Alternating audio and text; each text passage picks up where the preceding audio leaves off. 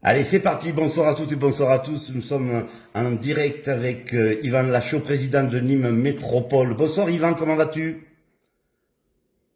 Bonsoir, cher ami, ça va bien et vous-même? Bien, bien, bien, bien. On continue à se Je dis tutoyer. vous parce que vous êtes deux. Mais bien sûr, mais je dis vous parce que vous êtes deux, là, c'est pour ça. Oui, d'accord. Bon alors, ce confinement se passe comment? Alors pour toi, tu es confiné ou alors tes obligations t'obligent à sortir obligatoirement?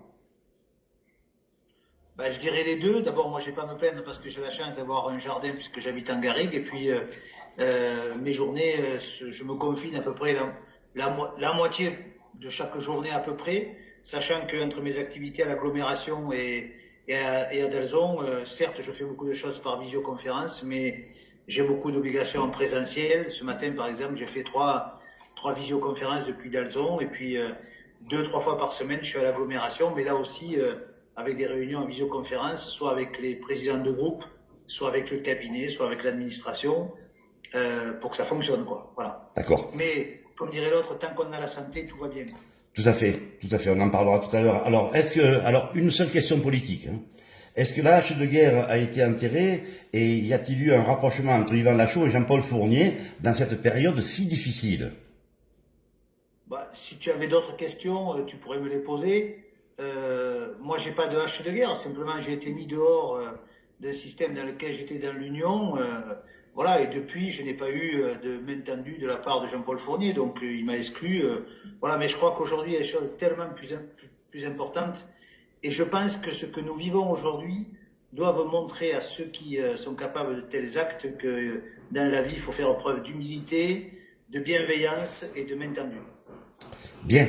Alors, un collectif de commerçants, cafetiers et restaurateurs vient de voir le jour avec une lettre ouverte au maire, à l'agglo et au préfet du Gard, à savoir que les conséquences économiques liées à l'épidémie ont touché plusieurs secteurs, notamment celui de la restauration, des commerçants et du bâtiment. Alors, qu'est-ce qu'il en est? Est-ce que tu as reçu cette lettre? Que va faire l'agglo? Alors, j'ai lu effectivement cette pétition qui est sortie sur la presse et qu'on a eue par les réseaux. Moi, je réponds très clairement que d'abord, sur une mesure qui est demandée, c'est-à-dire les 2 premières heures de stationnement gratuit en ville, ça faisait partie de mes propositions pendant les élections municipales, donc moi je suis favorable à cette mesure, bien sûr.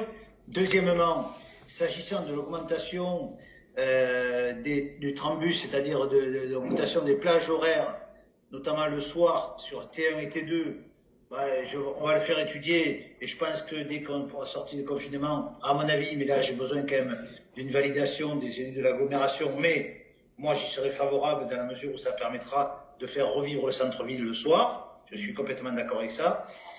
Sur les autres mesures, il faut qu'on y réfléchisse. Je vais d'ailleurs leur faire une proposition de rencontre, soit par visioconférence, soit par d'autres systèmes, pour qu'on puisse en discuter sur la réduction de la CFE, donc de l'impôt sur les entreprises. C'est plus compliqué parce que pour un montant très important pour l'agglomération, c'est un impact infime sur chaque société. Donc je pense qu'il faut être plus imaginatif à ce niveau-là. Parce que justement, il va falloir venir en aide. Il n'y aura pas que l'État. Il faut venir en aide à tous ces commerçants, ces artisans, ces responsables de TPE, par exemple. Donc c'est quand même inquiétant. Alors c'est inquiétant, on a mis d'ailleurs en place une plateforme ici puisque les artisans, les commerçants peuvent appeler directement à l'agglomération et notre service de développement économique est là pour répondre, et il y a d'ailleurs pas mal de coups de téléphone pour répondre aux questions qui sont posées sur les différentes aides mises en place par le gouvernement et autres. On a réouvert une déchetterie pour les professionnels, pour les artisans d'ailleurs qui en avaient besoin. On a réouvert une déchetterie, sachant qu'il y a les 2 déchetteries de Suez, de Veolia qui sont déjà ouvertes, mais on en a ouvert une autre pour qu'ils puissent fonctionner. Depuis d'ailleurs, ce matin, c'est en place sur la déchetterie des Grimaud à Bouillargues. Et puis, on est en train de regarder, mais là aussi c'est pareil, il va falloir qu'on prenne des décisions par rapport aux ordonnances de l'État, par rapport aux réglementations mises en place, comment on pourra aider au mieux les entreprises, soit est-ce qu'on va participer au fonds de solidarité national, soit est-ce qu'on aura des aides directes, mais là je crois que bien sûr qu'on fera bien sûr qu'on mettra des choses en œuvre, puisque on a en charge le développement économique avec la région d'ailleurs, bien sûr qu'on mettra en place, mais aujourd'hui il serait je pense, mensonger de dire on va faire ça parce qu'on n'a pas une lecture très complète de ce qui va être proposé par l'État. Donc oui, on viendra en complément. Donc, par exemple, un commerçant ne doit se satisfaire actuellement que du chômage technique. Alors, un commerçant, ça dépend de son niveau de chiffre d'affaires l'année dernière. Il peut avoir une aide directe, qui n'est pas très élevée, mais il peut avoir une aide directe. Il y aura une aide complémentaire. Et puis ensuite, c'est vrai qu'il y a chômage technique partiel, pour ceux qui peuvent travailler un petit moment. Et donc, ça veut dire qu'ils ont à leur charge que 16%, puisque le chômage technique rembourse à l'entreprise 84% du montant de la rémunération.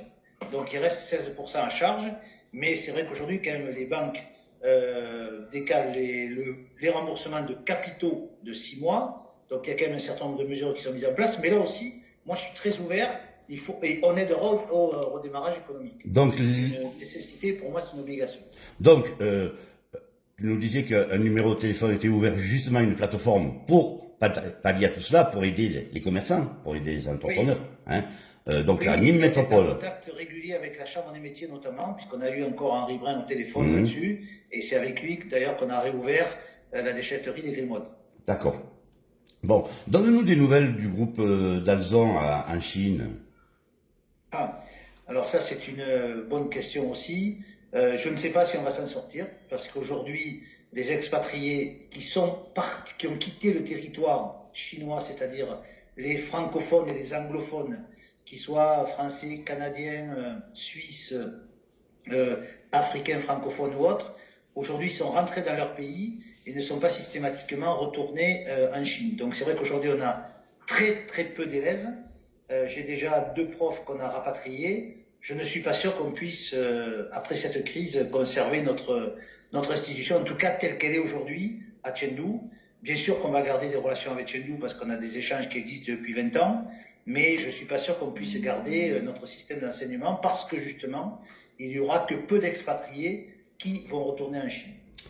Ah oui, donc c'est inquiétant quand même, pour ton établissement. C'est inquiétant, bien sûr, mais on est là pour prendre nos responsabilités. Mais c'est inquiétant, mais même sur nos établissements en France, c'est aussi un souci. Il y a un souci d'équilibre financier qui est compliqué. Hein. Moi, j'ai 170 personnes en chômage technique sur 225 qui sont directement payées. Bon, les profs sont tous payés par l'État, mais c'est un souci que nous avons tous, hein, quel que soit l'établissement, quelle que soit la structure. Concernant le bac, par exemple, sera-t-il repoussé ou... Ben, écoutez, normalement, écoute, ce soir, on doit avoir des informations là-dessus par le Premier ministre ou par le ministre de l'Éducation nationale. Ce qu'on sait, c'est qu'il y aura en tout cas une très forte dose de contrôle continu, ça c'est sûr. Je pense qu'il y aura quand même 1 ou 2 épreuves ou 3 épreuves peut-être directement organisées. Mais sachant qu'on vient d'apprendre que sur les écoles d'ingénieurs, les concours étaient annulés et qu'il y aurait des oraux certainement deuxième partie du mois d'août, simplement. Et que les 3/4 des admissions se feraient sur dossier. D'accord. Donc là aussi, c'est compliqué parce que normalement, là, c'est à la mi-avril que normalement les étudiants de classe préparatoire s'arrêtent pour aller passer leur concours des écoles d'ingénieurs et aujourd'hui, tout est annulé. Même Sciences Po a annulé son concours. Ouais. Donc c'est une difficulté, mais je crois qu'il faut savoir raison garder aussi. Il y a des priorités. Est-ce que l'école d'ailleurs reprendra sur le territoire français le 4 mai? Ça, je ne sais pas, et je ne sais pas qui le sait aujourd'hui, puisque si elle reprend, il faut qu'on reprenne sur l'ensemble du pays. Il ne peut pas y avoir une reprise en Alsace ou en Languedoc et pas en Alsace, parce que ça veut dire qu'il y aurait un traitement différent pour les élèves de ce pays. Donc voilà, ça c'est une difficulté. Mais il y a quand même, je crois qu'aujourd'hui on s'est bien organisé, quels que soient les établissements scolaires, publics, privés, tout le monde est géré de la même façon, sur un contrôle sur un suivi pédagogique permanent, avec les plateformes qui existent aujourd'hui. Voilà, je pense qu'on est passé une étape intéressante et les élèves travaillent. Ben, là, c'est une question comme cela. La feria, par exemple, est compromise, non? Tu as eu des... Si vous me demandez mon avis, je pense qu'elle l'est, Oui. mais je ne suis pas le décideur, c'est le préfet qui prendra les décisions. Je pense que même si elle peut être organisée, est-ce qu'on aura assez de temps pour l'organiser? Je ne sais pas, parce qu'il y a quand même plus d'1 mois ou 2 mois de préparation, et aujourd'hui, de toute façon, rien n'est possible, puisque des réalisations qui sont faites par des associations et autres sont à l'arrêt. Donc, est-ce qu'elle aura lieu? Je ne sais pas. Et j'ai lu plutôt que le président de la République souhaitait reporter les élections municipales au mois d'octobre. Alors, je l'ai effectivement lu. Je pense qu'il a raison, parce que je ne vois pas comment, très honnêtement, et Dieu sait que je suis candidat à une élection, je ne vois pas comment, au mois de mai, on va pouvoir parler politique à des hommes et des femmes qui ont parfois perdu quelqu'un dans leur famille, qui ont eu des soucis financiers, qui ont des soucis économiques. Je pense qu'il faut savoir raison garder. Et que, en tout cas, si cette proposition est faite, moi j'y souscris, même s'il faut tout refaire au premier et deuxième tour, chaque chose en son temps. Voilà. Je pense qu'il y a des priorités, et la priorité aujourd'hui, c'est la santé des Françaises et des Français. À ce propos, fallait-il maintenir le premier tour des élections municipales? Ben, ce que je sais, c'est que le président de la République ne souhaitait pas le maintenir et que c'est le président du Sénat, et avec aussi un avis du Conseil constitutionnel, qui lui a fait changer, dans l'heure qui a précédé son intervention télévisée, la décision. Puisque son intervention était déjà enregistrée avec le recul des élections municipales et ça a été modifié. D'ailleurs, il n'a pas parlé à 20h, il a parlé à 20h03, 20h04, parce qu'il y a eu ce décalage-là et qu'il a dû passer sous les fourches codines d'un certain nombre d'avis, ne voulant pas voilà, prendre une décision de despote, quoi. Voilà. Mais je pense que c'était une erreur.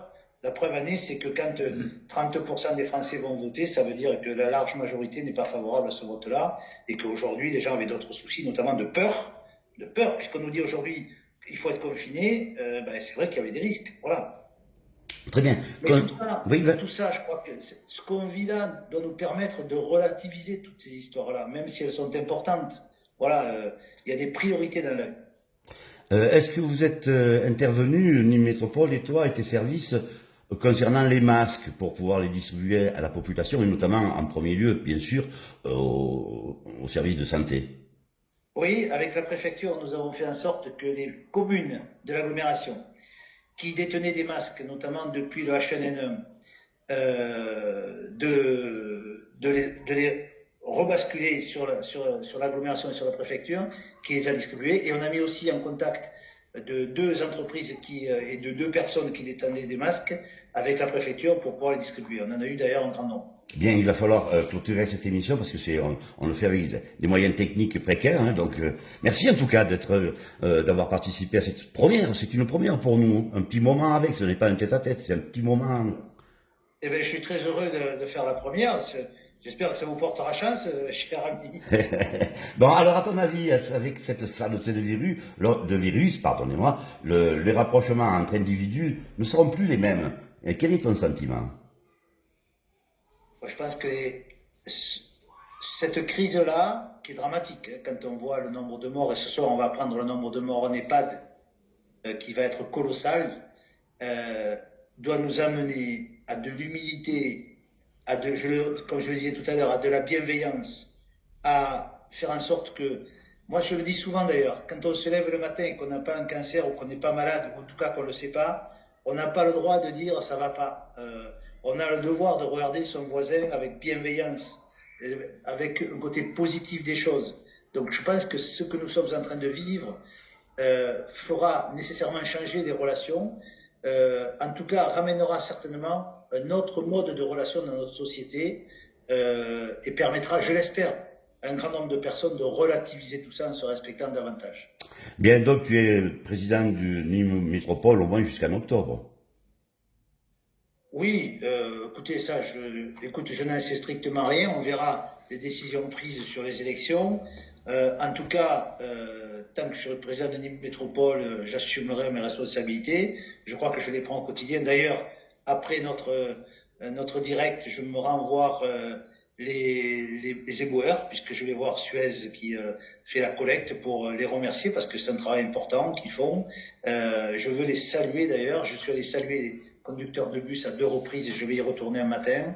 Je veux saluer les éboueurs. Je veux féliciter les soignants. Je veux féliciter le Fab Lab, par exemple, qu'on a mis en place sur les rayés, qui fabrique des masques et des visières pour l'hôpital. Je veux vraiment féliciter toute cette solidarité-là qui s'est mise en place et ces hommes et ces femmes qui, bénévolement, y compris les aînés, nous aident. Voilà. Et je crois qu'on a à penser à eux aussi. Merci encore une nouvelle fois, Yvan Lachaud, de cette... Merci. Et puis, si on peut donner un message. Vas-y, donne un message, justement. Prenez soin de vous. Vraiment, restez confinés. Prenez soin de vous. Mettez des masques. Essayez de, chaque fois, vous laver les mains et garder ces distances barrières-là. Et je crois que c'est à ces conditions-là qu'on pourra éviter un grand nombre de morts. Et puis, je veux surtout penser à ces familles aujourd'hui qui ont perdu quelqu'un dans la famille, qui n'ont même pas pu rendre un dernier hommage en voyant la victime et autres. Ça, pour moi, ça doit être terrible. Je veux vraiment avoir une pensée pour eux. Merci beaucoup, Yvan Lachaud. Merci beaucoup, cher ami. À très bientôt. Bye bye et restez-nous fidèles. Au revoir. Ne t'inquiète pas, merci beaucoup. Merci à toi. Au revoir.